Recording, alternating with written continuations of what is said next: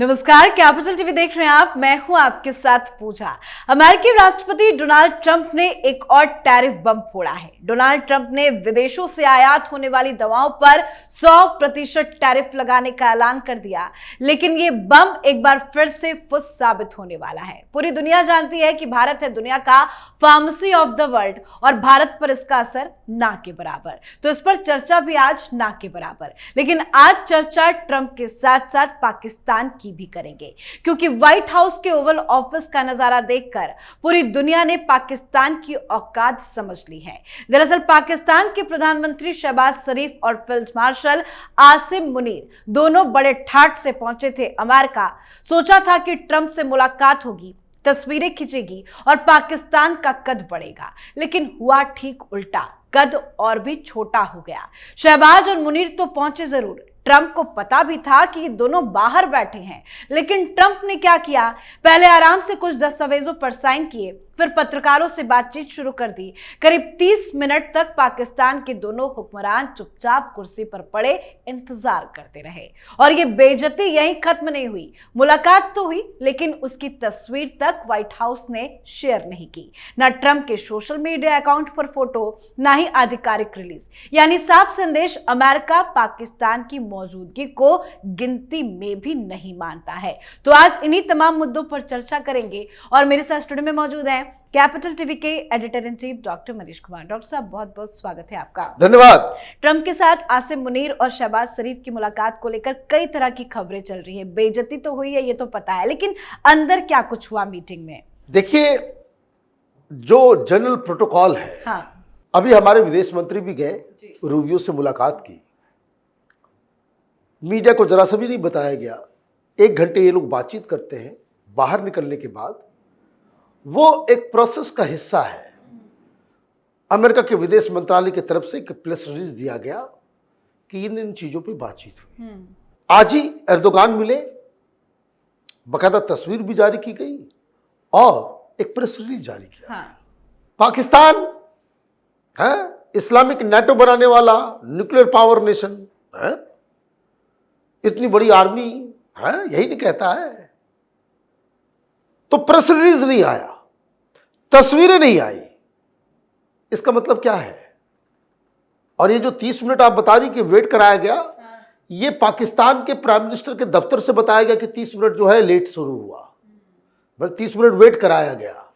जो एग्जैक्ट खबर है कि वो 1 घंटे का समय था, 1.5 घंटे के आसपास ये लोग अंदर थे 90 मिनट के लिए, और 90 मिनट में 1 घंटा ये लोग बाहर ही बैठे रहे और ओवल हाउस ऑफिस के अंदर डोनाल्ड ट्रंप प्रेस कॉन्फ्रेंस करते रहे, गपशप करते रहे, पाकिस्तान पे भी मजाक उड़ाया। खैर, सवाल दूसरा है जो इंपॉर्टेंट सवाल है। बहुत सारे लोग हिंदुस्तान में ये पूछ रहे हैं कि भाई ये अमेरिका उधर जा रहा है, ट्रंप से दोस्ती हो रही है। प्रधानमंत्री मोदी तो कहते थे कि ट्रंप हमारा दोस्त है, हिंदुस्तान की डिप्लोमेसी फेल हो रही है। इसको आज समझते हैं, क्योंकि आज के एक वाकये से बहुत सारी चीजें समझ में आ रही है। और वो वाकया क्या है, जैसा कि आपने बताया इंट्रोडक्शन में कि कोई प्रेस रिलीज नहीं दिया गया, मतलब अंदर ऐसी बातें हुई जिसको सार्वजनिक नहीं किया जा सकता।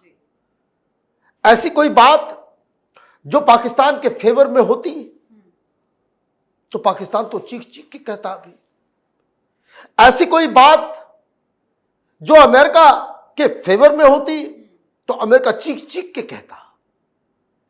तो ऐसा क्या खुफिया राज है कि आपने आधे घंटे 45 मिनट बातचीत तो की, लेकिन उसे सार्वजनिक नहीं किया?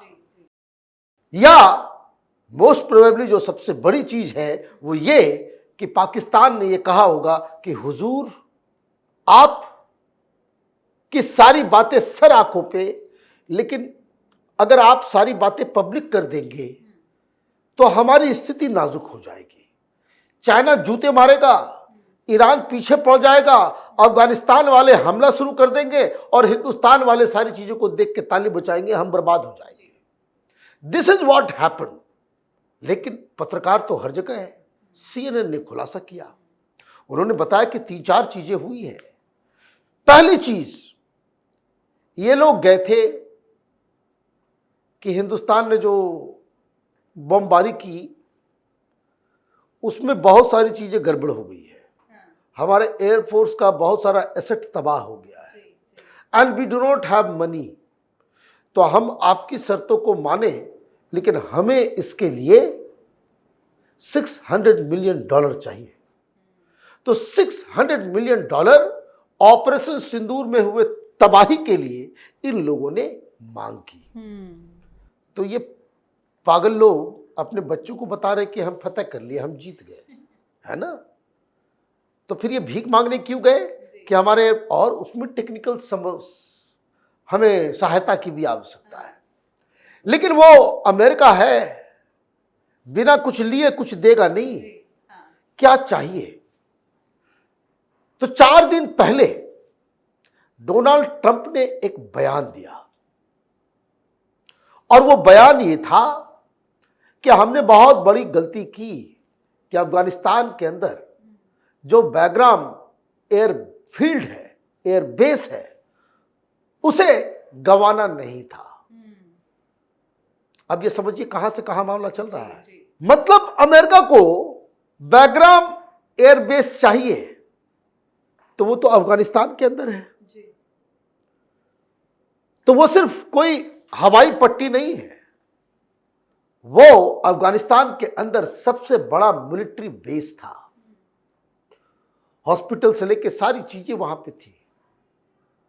और वो कहां है? North of Kabul. चाइना भी नजदीक है, ईरान भी नजदीक है, और ये चाइना और ईरान और अफगानिस्तान तक इनकी मारक क्षमता वो तैयार रहे, इसलिए बैग्राम की बात हो रही है। आपको याद होगा कि जब ये सारी चीजें चल रही थी, जब निगोशिएशन हो रहा था, मुनीर जब गए थे, तो उस समय भी ये खबर आई थी और हमने आप लोगों को बताया था कि किस तरीके से अमेरिका 3 एयरबेस चाहता है इन एंड अराउंड। तो अंदर जो बातचीत हुई है वो बात ये हुई है कि अमेरिका और पाकिस्तान के बीच फिर से एक काउंटर टेररिज्म मैकेनिज्म के तहत एक जॉइंट कमांड बनाया जाएगा। जॉइंट कमांड का मतलब ये हुआ कि पाकिस्तान की आर्मी, पाकिस्तान की एयरफोर्स और अमेरिकी एयरफोर्स और अमेरिका की आर्मी, इन लोगों का एक जॉइंट फोर्स तैयार होगा। मतलब पाकिस्तान के अंदर आपको एक आर्मी बेस जहां अमेरिकन होंगे। जो पहले शुरू में हमने बताया, जब ये सारी चीजें हो रही थी कि भाई 3 जगह चाहिए, ये 3 हो गया। बैग्राम एक खैबर पख्तूनवा हो, चीन पर नजर रखने के लिए नॉर्थ पाकिस्तान के अंदर ये टेररिज्म को रोकने का, इसलिए देखिए टेररिज्म चल रहा है खैबर पख्तूनवा में। मारे कौन जा रहे हैं? तो लश्कर तोयबा और सबके लोग, वही उनको ही यही लोग भेज रहे हैं कि वहां थोड़ा सा उपद्रव करो। और दूसरा ये बलूचिस्तान के अंदर, मतलब ईरान बॉर्डर के पास। तो ये सारी चीजें हो रही है कि काउंटर टेररिज्म मैकेनिज्म के तहत आप ये सारी चीजें करेंगे। बैकग्राउंड क्यों चाहिए? पॉलिटिकल साइंस में एक थ्योरी है, the nation that controls central Asia controls Eurasia. और जो यूरेशिया पे जिसका कब्जा होगा वही ग्लोबल पावर होगा, उसी का पूरी दुनिया के ऊपर राज होगा। इसको कहते हैं हार्टलैंड थ्योरी। और जिस हिसाब से आप देखिए पूरा फोकस डोनाल्ड ट्रंप का वो युद्ध वाला है। इस आदमी के सोच को समझने की आवश्यकता है, हिंदुस्तान को लेकर के नहीं है। ये पाकिस्तान के साथ जो चोच में चोच लड़ाया जा रहा है, इसमें पाकिस्तान की मौत है, पाकिस्तान तबाह होने वाला है। और ये जो अमेरिका की जो पॉलिसी, ये हिंदुस्तान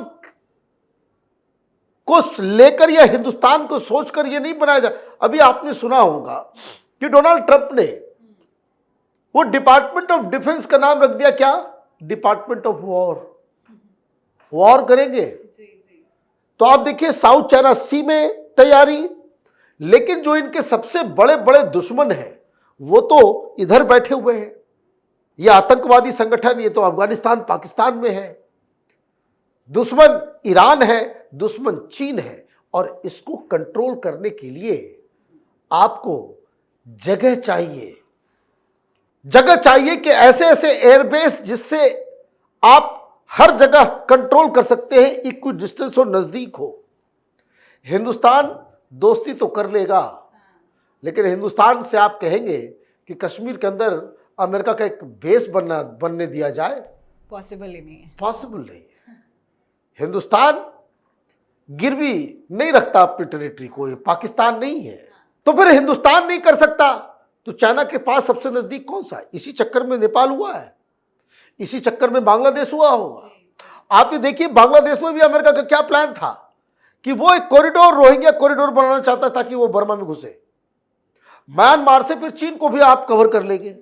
नेपाल में अगर आप, जो अमेरिकन हैंड क्यों है वहां, क्यों उस तरह की सरकार बनाई जा रही है? क्योंकि फिर अमेरिकन बेस वहां पे बने, वहां पे बांग्लादेश में बेस बने, ताकि आप चाइना को कंट्रोल, चाइना को चारों तरफ से घेर सके।